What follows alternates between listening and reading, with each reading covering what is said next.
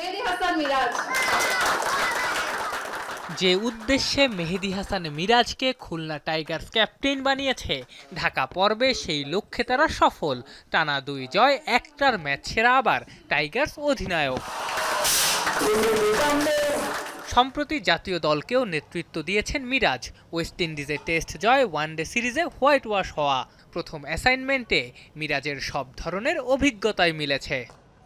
হুট করে একটা জিনিস করাটা কিন্তু খুব ডিফিকাল্ট, যেটা আমার জন্য হয়েছে ওয়েস্ট ইন্ডিজে। হুট করে আমি ক্যাপ্টেন্সি করেছি শান্ত অসুস্থ হওয়াতে, এটা আমার জন্য অনেক ডিফিকাল্ট ছিল। বাট একটা লং টাইমের জন্য বা আপনি এইরকম একটা টুর্নামেন্টে বিপিএলে ক্যাপ্টেন্সি করছি, আমি জানি যে আমি এখানে প্রায় 12টা ম্যাচ বা 14টা ম্যাচে আমি ক্যাপ্টেন্সি করব। ফরম্যাট যত ছোট, অধিনায়কের জন্য সিদ্ধান্ত নেওয়াও তত কঠিন। 20 ওভারের ফরম্যাটে পরিকল্পনা করার সময় কম পাওয়া যায়, সিদ্ধান্ত নিতে হয় তড়িৎ গতিতে।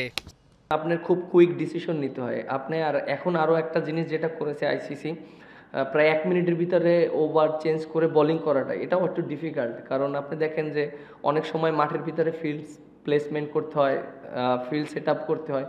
টি-20 দলের অধিনায়কের দায়িত্বে নাজমুল হোসেন শান্তকে আপাতত আর না দেখার সম্ভাবনাই বেশি।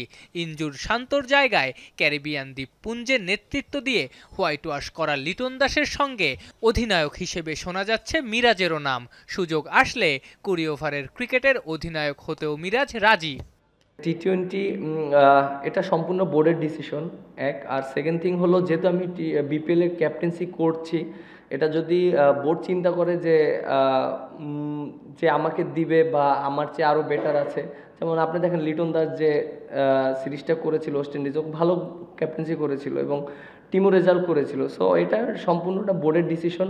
হ্যাঁ, অবশ্য যেহেতু বিপিএলে করছি, এটা আমার একটা হ্যাবিট হচ্ছে, এটা আমার হয়তো ভবিষ্যতে কাজে লাগবে।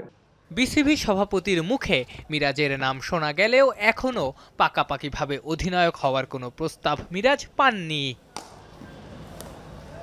আফনান পিয়াল, যমুনা স্পোর্টস, ঢাকা।